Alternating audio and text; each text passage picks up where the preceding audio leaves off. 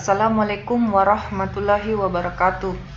Di sini saya perwakilan kelompok 1 kelas 3J Teknik Informatika dalam mata kuliah Jaringan Komputer yang diampu oleh dosen Syaul Haq Eskom MPD. Di sini saya selaku pembawa materi bersama satu rekan tim saya yang lainnya yang bernama Anissa akan mempresentasikan atau menjelaskan tentang layar TCP or IP. Untuk mempersingkat waktu, langsung saja kita masuk ke materinya. Nah, di sini kita akan membahas sejarah serta pengertian layar TCP or IP versi umum. Nah, di sini terbagi menjadi 4 layer, yaitu link layer, internet layer, transport layer, dan aplikasi layer.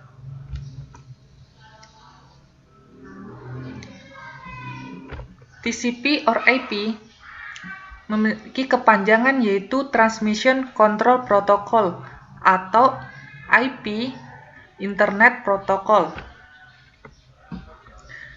Nah, ini adalah sejarah dari layar TCP or IP ini. Pada tahun 1974, Vincent dan Bob Kahn di Apprentice Internet mempublikasikan sebuah tulisan berjudul A Protocol Packet Network Interconnection. Tulisan ini menggambarkan tentang Transmission Control Protocol atau TCP. Pada tahun 1978, percobaan dan pengembangan lebih lanjut dari protokol ini mengalami banyak kemajuan yang mengiring para pengembangnya pada sebuah protokol baru yang disebut dengan Transmisi Control Protocol atau Internet Protocol. TCP or IP ini adalah standar komunikasi data yang digunakan oleh komunitas internet dalam proses tukar-menukar data dari komputer ke komputer lain di dalam jaringan internet. Nah, fungsi dasarnya itu yaitu ini ya teman-teman, sebagai proses tukar-menukar data dari suatu komputer ke komputer lain di dalam jaringan internet. Kita lanjut next. Protokol ini juga merupakan protokol yang paling banyak digunakan saat ini. Data tersebut diimplementasikan dalam bentuk perangkat lunak atau software di sistem operasi. Istilah yang diberikan kepada perangkat lunak ini adalah TCP or IP Stack Protocol. TCP or IP dikembangkan pada akhir dekade 1970-an hingga awal 1980-an sebagai sebuah protokol standar untuk menghubungkan komputer-komputer dan jaringan untuk membentuk sebuah jaringan yang luas, yaitu WAN.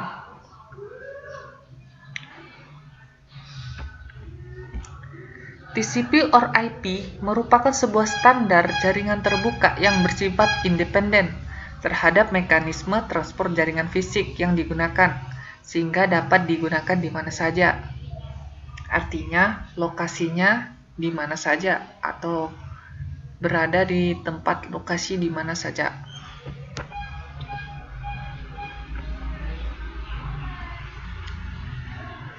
Pemodelan layar TCP or IP muncul sebab akibat dari adanya beragam kekurangan pada permodelan layar OSI, yaitu Open System Interconnection, serta pemodelan layar OSI mulai tidak relevan dengan perkembangan zaman, terutamanya aplikasi dan jaringan komputer itu sendiri.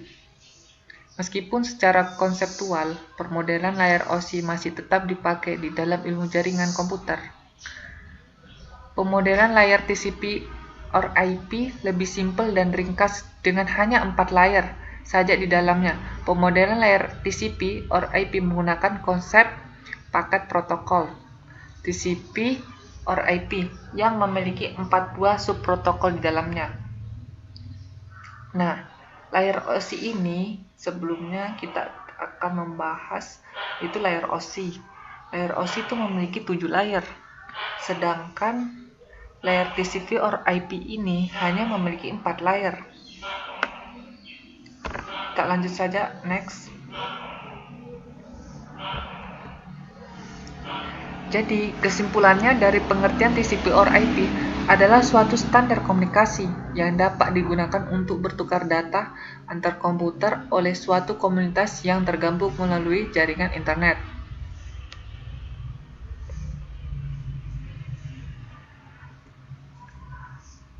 Dari pengertian di atas, TCP or IP tadi bisa kita pahami bahwa yang pertama, ada lebih dari satu komputer yang tergabung dan berkomunikasi menggunakan TCP or IP.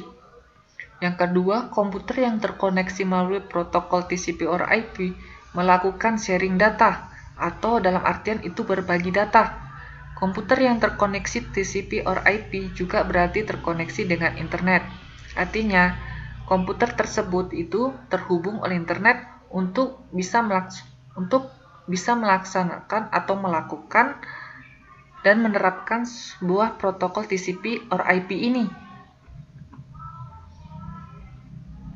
Nah, layar TCP or IP ini memiliki kelebihan. Yang pertama itu sangat cocok digunakan untuk mengkoneksikan berbagai macam jaringan karena tidak terikat pada jenis perangkat kerja khusus. Yang kedua, bisa digunakan untuk menghubungkan mesin-mesin dengan perangkat lunak serta bersifat open protocol standar. Yang ketiga, mampu digunakan untuk mengidentifikasi jaringan TCP or IP lain dengan identitas yang berbeda, walaupun sifatnya adalah global. Yang keempat, memiliki tingkat konsistensi yang tinggi sehingga banyak penggunanya.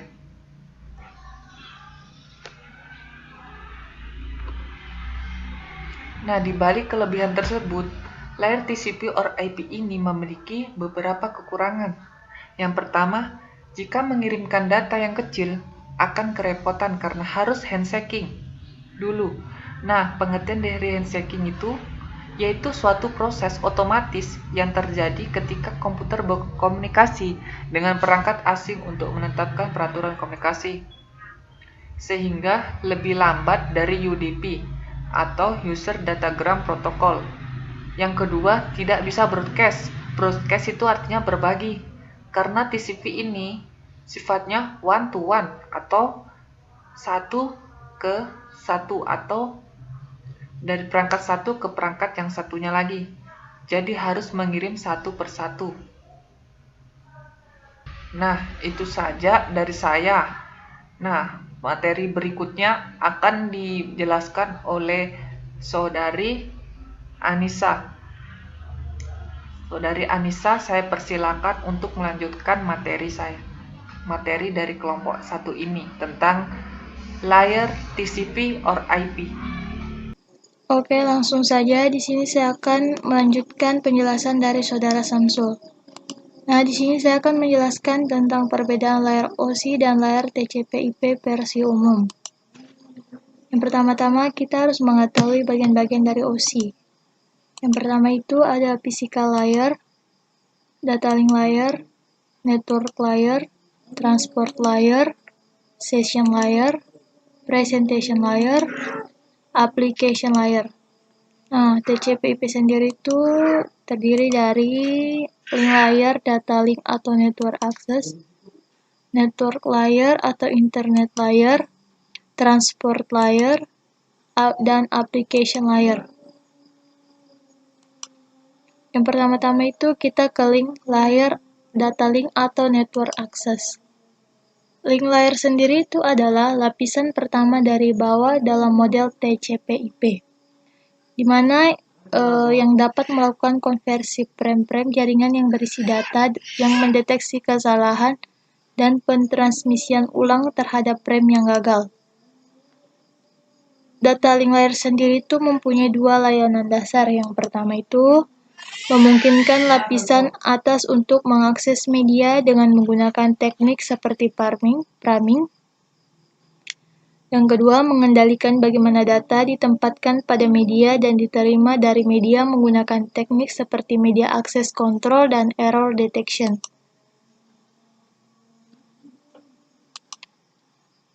Dan data link layer sendiri itu mempunyai fungsi. Yang pertama itu melakukan proses grouping secara logik, menyediakan akses ke dalam media menggunakan MAC address, Yang ketiga, mendeteksi kesalahan pengirim dan penerima paket data dan melakukan proses pengkoreksian. Yang keempat, menggabungkan paket data ke dalam byte dan menggabungkan byte ke dalam frame. Yang kedua itu network layer. Network layer sendiri itu adalah lapisan kedua dari TCP/IP. Network layer atau lapisan internet adalah sekelompok internet working metode protokol dan spesifik dalam protokol internet yang digunakan untuk mengangkut datagrams paket yang berasal dari tuan rumah di seluruh batas-batas jaringan. Salah satu contoh protokol dari network layer yaitu IP. Fungsi utama dari network layer itu sendiri adalah menentukan tujuan data pada sebuah jaringan, mendefinisikan alamat IP, membuat header pada paket-paket data yang ada, melakukan proses routing. Yang ketiga itu transport layer. Nah, transport layer sendiri itu adalah lapisan ketiga dari lapisan layer TCP/IP. Lapisan ini membantu meyakinkan pengirim data dapat diandalkan dan menggabungkan data yang telah dikirim dari ujung ke ujung. Contoh dari transport layer yaitu UDP. Nah, transport layer sendiri itu mempunyai beberapa fungsi. Yang pertama itu menerima data dari session layer. Yang kedua, memecah data atau menyederhanakan data menjadi bagian-bagian kecil. Yang ketiga, meneruskan data ke network layer, memastikan bahwa semua data yang melewatinya dapat tiba di sisi lainnya dengan tepat. Yang keempat, mengirim segmen dari host ke host yang lain. Yang kelima, memastikan reliabilitas data. Yang keenam, mengatur lalu lintas dari sebuah jaringan. Yang keempat, application layer. Nah, application layer sendiri itu merupakan layer atau lapisan teratas pada layer TCP/IP yang berfungsi untuk komunikasi data antar aplikasi dan komputer, dalam hal ini disebut peer. Application layer sendiri itu berperan untuk menyediakan layanan ke pengguna. Di aman komunikasi dilakukan dengan menggunakan logical connection. Beberapa protokol jaringan berjalan di layer ini antara lain SMTP atau standar internet atau standar internet untuk transmisi email. SMPT sendiri itu adalah suatu protokol untuk berkomunikasi dengan server guna mengirimkan email dari lokal email ke server. Kemudian ada HTTP. Kepanjangan HTTP sendiri itu ya Hypertext Transfer Protocol, yang dimana HTTP sendiri itu adalah protokol jaringan aplikasi yang digunakan untuk sistem informasi terdistribusi, kolaboratif, dan menggunakan hypermedia. Nah, kemudian ada FTP. FTP sendiri itu singkatan dari File Transfer Protocol, yang dimana artinya adalah suatu protokol yang berfungsi untuk tukar-menukar file dalam jaringan yang menggunakan koneksi TCP/IP.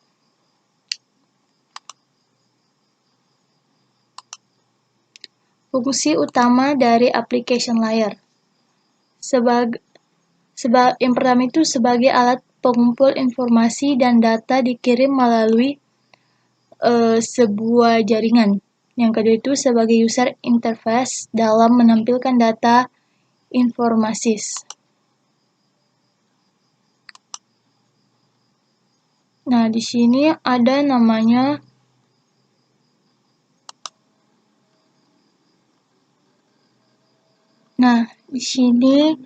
ada juga namanya metode pengembangan perangkat lunak NDLC, di mana di sini terdiri dari beberapa tahap-tahap. Nah, yang pertama-tama kita itu harus mengetahui apa sih itu NDLC. NDLC sendiri itu adalah desain jaringan life cycle yang artinya adalah seperangkat strategi untuk meningkatkan atau mengganti sistem jaringan organisasi. NDLC sendiri itu memiliki 6 tahap, yaitu analisis.